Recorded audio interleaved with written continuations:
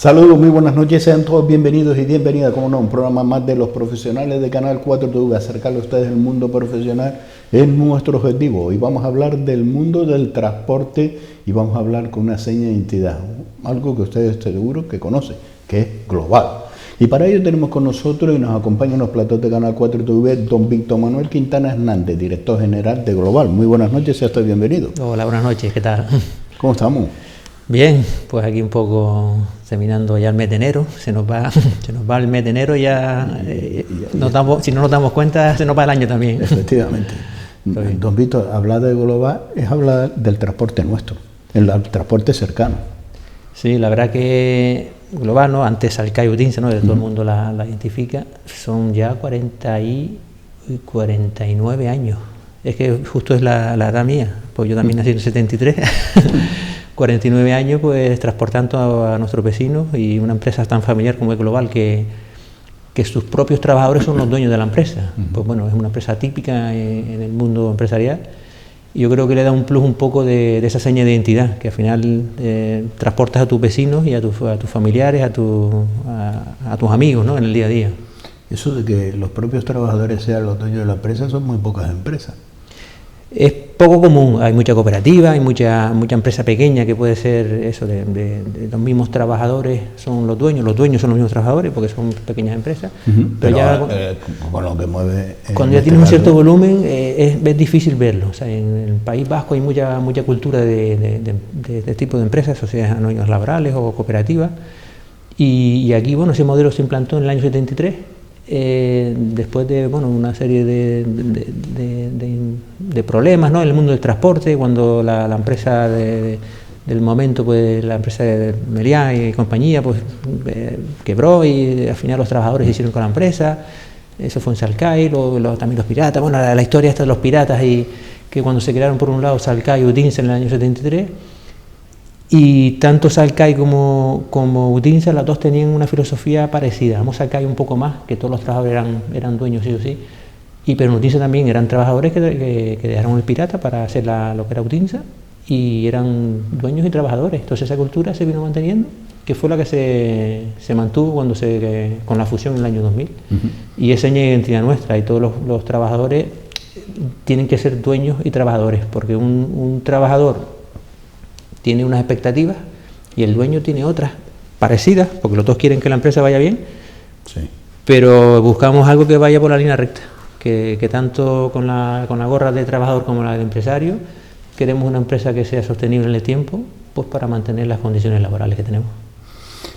¿Cómo estamos evolucionando con todavía seguimos con esta pandemia, estamos en una sexta ola, con este COVID? ¿Cómo ha evolucionado el año 21 que acabamos de terminar y entramos en el 22? La ola sigue con nosotros. Hombre, el 21 fue mejor que el 20, pero bueno, eso no era difícil, ¿no? Con la que tuvimos en el 20.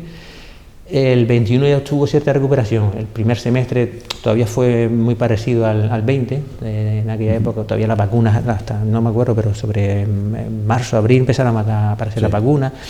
Entonces el primer semestre fue malo, pero ya a partir del verano empezó la cosa a remontar, hubo cierta tranquilidad. Verá que en verano hubo un paréntesis ahí que tuvimos buenas condiciones aquí en Canarias de contagio de coronavirus, la economía se movió un poquito, y luego también ya en septiembre, octubre, noviembre empezó a venir turismo de inglés, alemán, hasta que ya empezó alguna olita, y la ola esta, la sexta, pues ya lo paró a mitad de diciembre. O sea, no teníamos números de pre-COVID en cuanto a turistas, a movimiento de turistas, pero ya se empezaba a ver cierto movimiento en las líneas del sur, ¿no? De las líneas del sur, tanto de turistas como trabajadores, hoteles que empezaban a abrir, y eso al final tiraba un poco de la economía. Pero bueno, cerramos el año 21 con en torno al 85% de viajeros que teníamos antes de la pandemia. O sea, que no pensábamos ni por asomo que fuéramos a llegar a esa cantidad. Una cantidad alta, y tiene su explicación, porque al final no había tanta economía como para que eso hubiera tanto viajero, pero los bonos mensuales que ya llevan desde el año 17, 18 en marcha, se ha cambiado la tendencia, y donde antes suponían a lo mejor un 30-40% del pago a bordo de la guagua, ahora están suponiendo cerca del 70%. O sea, mucha gente ha dejado el coche en la casa, mucho estudiante y mucho trabajador, pues a través de esos bonos que valen 20 o 28 euros, para coger la guagua, y es lo que ha mantenido el nivel de viajeros durante el año 21. Eso conlleva a un ahorro para estas personas, la economía, pero algo que hay que buscar también, ¿no?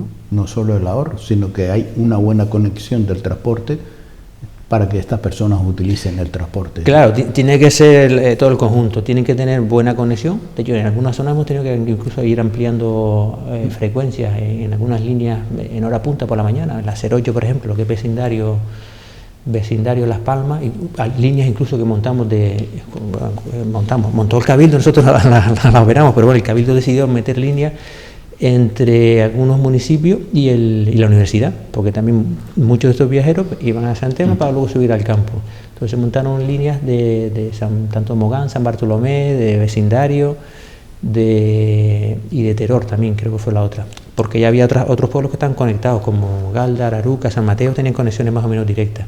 Entonces se vio que había movimiento, que todo pasaba por San Telmo para luego tener que subir al campo, y hubo que desatascar ese corredor de la costa para llevarlo directamente arriba, porque se nos rebosaban las guaguas y no podía ser, porque también estábamos todavía con restricciones de ocupación, con restricciones, hemos tenido esos picos que han sido importantes de viajeros en hora punta, sobre todo después de que empezó el colegio en septiembre, octubre, con ciertas restricciones de ocupación, tuvimos, y con compra de flota que habíamos parado por el motivo del COVID, que al final se paró toda la economía, pues nos vimos en algunos momentos con ciertos problemas de gestión diaria. Vamos. Para dar respuesta a los viajeros. Claro, era un problema bueno, por lo menos era un problema porque teníamos muchos viajeros, porque el problema que tuvimos en el año 20 es que no había nada, ¿sabes? La economía era un desierto en general. Si algo podemos destacar y analizar es que en esta pandemia el transporte de viajeros ha sido seguro. Sí, o sea, al final lo que se ha demostrado es que en lugares donde la gente se contagia, en lugares básicamente cerrados y cuando te quitas la mascarilla. El transporte público es un lugar que tiene bastante ventilación, o sea, ha habido directrices claras y se ven todas las guaguas van con las ventanillas, los ventanucos que tienen abiertos, las trampillas incluso del techo para que el aire circule, hay una buena ventilación. De hecho, a veces que hay problemas porque pasan frío dentro de la guagua, pero bueno, yo prefiero el frío que el COVID, ¿no? Pues también como pasan frío los niños en el colegio también con estas normas, ¿no? Pero con buena ventilación, la mascarilla siempre puesta, que la lleva todo el mundo. Apenas habla la gente unos con otros, casi todo el mundo se monta la guagua, saca el móvil y empieza ahí todo el mundo agacha la cabeza a lo suyo. Entonces no se habla, lleva la mascarilla y está bien ventilado, es imposible, ¿sabes? De hecho en los rastreos que han hecho los rastreadores durante estos casi 2 años, nunca nos han llamado para ver quién se sentaba al lado del otro en la guagua, que medianamente podíamos por lo menos saber qué gente iba al mismo tiempo en la guagua, ¿no? Porque había una trazabilidad de las personas que pagaban con tarjeta o con el bono, ¿no? Pero no hizo falta porque se había demostrado claramente que no era un sitio donde se contagiaba la gente. Por lo cual hubo un compromiso entre el servicio de transporte con la sociedad y la sociedad con el servicio de transporte para seguir todas estas medidas. Claro, es que mientras hubieron en el año 2020, marzo, abril, cuando tuvieron las restricciones fuertes, que se restringieron frecuencias, aforos, hubieron grandes problemas con gente que tenía que seguir yendo a trabajar a supermercados, a hospitales, a sitios esenciales que eran básicos, que no estuvieron confinados esos 2 meses que estuvimos todos confinados en casa, y se veían sin servicio en algunos momentos porque llegamos a tener un 33% de la oferta básica de servicio que tenemos normalmente. Claro, eso sí supone quitar un montón de expediciones que depende de cómo trabajas, en qué horario, te quedabas tirado ahí y eso fue difícil de gestionar, porque intentamos luego buscar soluciones a esas personas que se quedaban. No pudimos buscar soluciones a todos,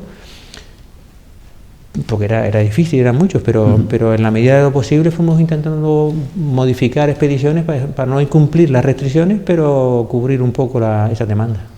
Si hacemos un análisis de la isla de Gran Canaria, podríamos decir que la isla de Gran Canaria está al 100% conectada a través del transporte de viajeros.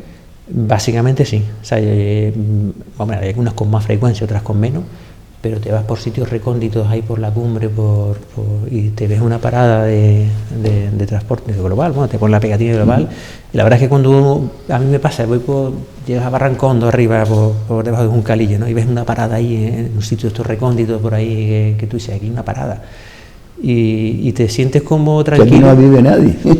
Pues, o sea, tiene una frecuencia pequeña, baja, tal, porque viven algunos vecinos que le dan una frecuencia de 1, 2 o 3 expediciones al día para que puedan ir al médico o ir a trabajar y volver, pero te sientes como casi como que, no digo acompañado, pero que estás protegido porque sabes que puedes llegar a cualquier sitio con el transporte, con más o menos frecuencia, pero sabes que estás acompañado en cualquier momento porque la guagua te llega allí, ¿no? Hablaba usted y de algo que yo creo que y tengo que aplaudir esta iniciativa, ¿no? Porque ha sido un medio como es el transporte público al alcance de todos los ciudadanos, que en este caso muchas personas, nos estábamos diciendo antes de comenzar esta entrevista, hoy por hoy puede acceder a un puesto de trabajo porque el transporte no es un problema, porque se lo ha facilitado a través de esos bonos que han sacado y han puesto al servicio de la ciudadanía. Sí, desde el año, no me recuerdo, pero el año 18 básicamente fue cuando empezó el boom. La política esta de hacer bonos mensuales y que fueran a un precio asequible, que han ido bajando paulatinamente hasta el día de hoy, ¿no?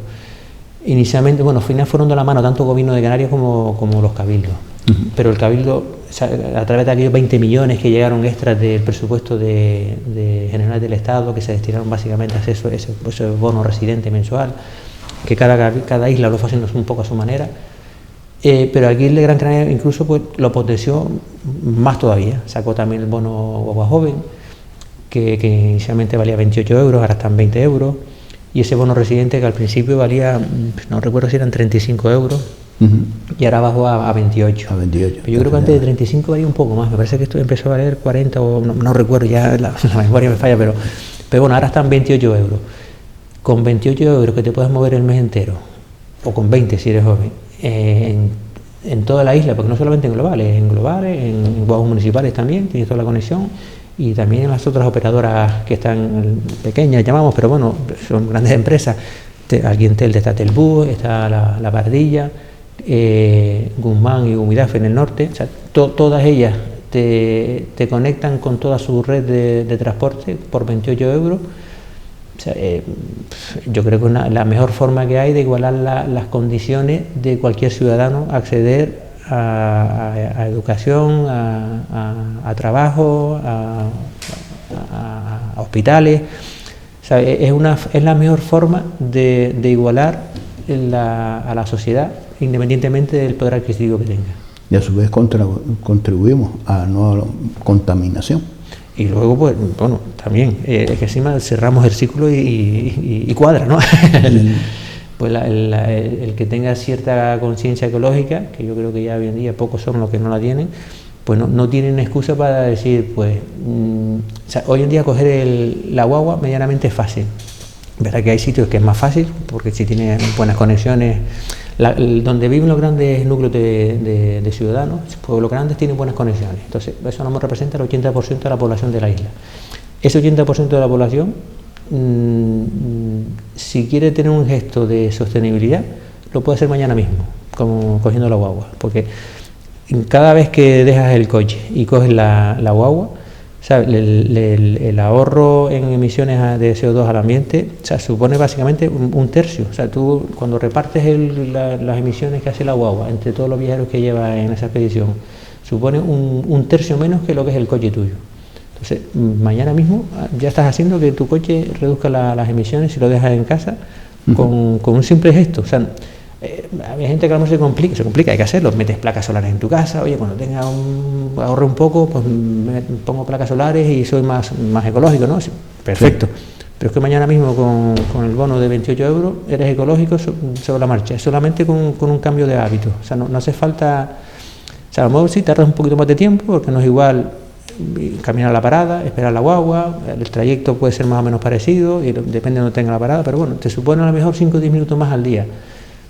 Pero no estamos dispuestos a destinar 5 o 10 minutos más al día para hacer realmente lo que pensamos, lo que queremos ser, que es ser ecológico. Sí, pero también vamos con el factor de estrés, que a veces nos cuesta y cuando vamos conduciendo nos genera incluso el estrés, caravana, atasco, quiera o no quiera, a utilizar el transporte público contribuimos a no contaminar, contribuimos a más fluidez en el tráfico y contribuimos a que la persona va en su transporte público, como usted dice, con su teléfono, incluso va avanzando su trabajo, a lo que tiene que hacer, su agenda y demás, yo suelo bajar en guagua un par de veces en la semana, 2, 3 veces, depende es verdad que luego depende lo que tenga que hacer después del trabajo, te cuadra o no te cuadra, es totalmente comprensible, pero esas veces que bajo en guagua, mi día en vez de tener 24 horas tiene 25, porque la media hora que tardo en bajar de Santa Brígida a Las Palmas y la otra media hora en subir,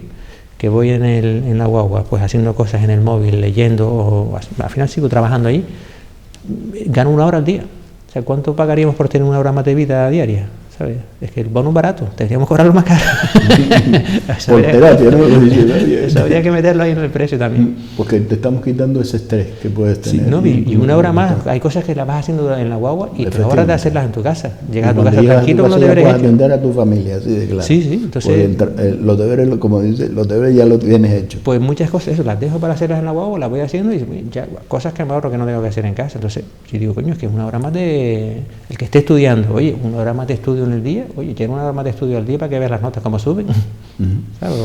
Uno de los factores que se valora positivamente, y sobre todo por los usuarios del transporte público, en este caso con Salcay, que se crea un vínculo entre los conductores con la sociedad que se hacen como si fueran parte de la familia. Es valorado el concepto, incluso cuando llegan a las paradas están acostumbrados a, oye, ¿qué ha pasado con este hombre que hoy no? Tiene un disco enorme en el cerebro de los conductores, que incluso se queda hasta mirando por el retrovisor porque no quiere dejar a nadie atrás. Normalmente los conductores piden los servicios por antigüedad, porque tienen un sistema de petición. Entonces, generalmente el que pide una ruta, pues la suele repetir año tras año. Sí. Y entonces, claro, cuando ya tú llevas muchos años la misma ruta, a las mismas horas, se suele montar la misma gente. Y al final te terminas haciendo amigo del colectivo que viaja contigo todos los días a las diferentes horas. Y eso mismo, ¿no? A lo mejor llega a alguna parada y dice, coño, este hombre es martes y hoy no viene, ¿qué pasa? Tú te quedas mirando un poco y lo ves corriendo por allá y afloja un poco y coño, gracias, chofe, coño, ¿cómo que gracias? Incluso le cuesta hasta arrancar buscando a la persona que está acostumbrada a recoger. Sí, al final que transportas amigos y ¿qué vas a hacer? Parando en la parada, pero bueno, lo ves llegar y es que llega muchas veces a la par, no tienes que estar tampoco en la casa a tocarle, ¿no? Pero se crea con el vínculo con los conductores y se crea el vínculo con las personas que van en la misma. Chofe que viene ahí, que espera por Juanito, es que se crea un círculo. Dentro del transporte se crea una comunidad que en esta sociedad la necesitamos. Y ese vínculo es importante porque luego veces que el conductor ha podido tener algún problema dentro de la guagua, hace poco, ¿no? Tan mediático que se ha tenido hace poco, pero problemas de noche, que te ves solo, entonces esos clientes de todos los días te arropan. Entonces no vas solo porque al final tienes cierta compañía que te echa una mano, porque saben que ¿no? Cuando viene alguien un poco subido de tono, que siempre los hay, entre unos y otros se echan una mano. Como tiene que ser en esta sociedad. Sí. Y ha hecho usted ese hecho, ha mencionado ese hecho que ocurría el pasado lunes, y en esta ciudad, en Telde. Fíjate por dónde. Sí, en el cruce de Melenara. Pero ahí la verdad es que fue un poco la espontaneidad del conductor, o sea, como persona. Ya no, que hay que felicitarlo, ¿eh? Sí, la verdad es que él hablando con él, dice, mira, me salió, o sea, porque yo verdad que estaba en la guagua, él vio, realmente no tenía claro qué es lo que había pasado, lo tuvo más claro después, cuando ya... Pero él vio que de la guagua se bajaron los 2 chicos y le dieron una piña a otro que estaba por allí, que también se había bajado la guagua, él no sabía que se había bajado la guagua. Y el chico, pues bueno, se veía que claramente estaba en inferioridad con los otros 2 y lo vio como le pasa algo a este chico que era un poquillo más parado. Entonces el chico le salió del alma bajar abajo y echar una mano, porque había un abuso ahí, pero que le salió bien. Pero de repente otro día haces lo mismo y te sale mal, ¿sabes? Por lo que sea, porque...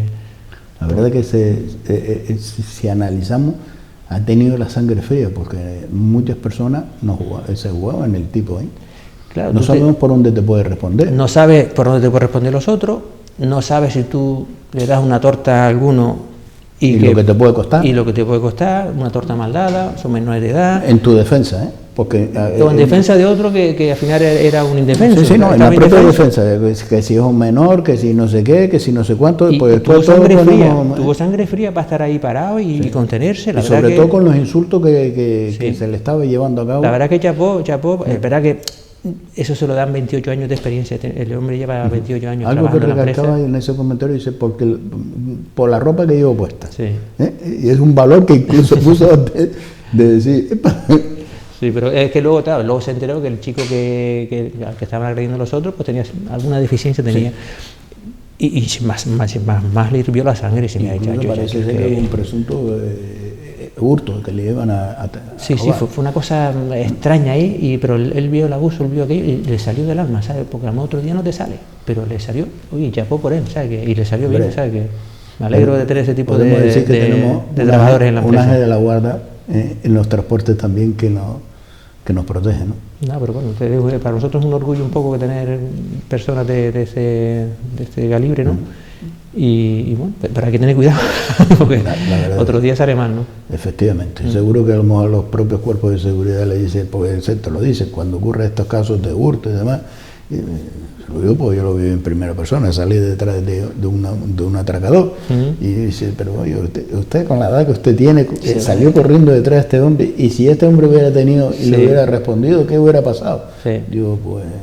Pero bueno, al final... Ahora no me pregunte lo que hubiera pasado, pero en ese momento había que correr detrás de él. Hacemos lo que nos sale del alma y... intentarlo delante de un juez.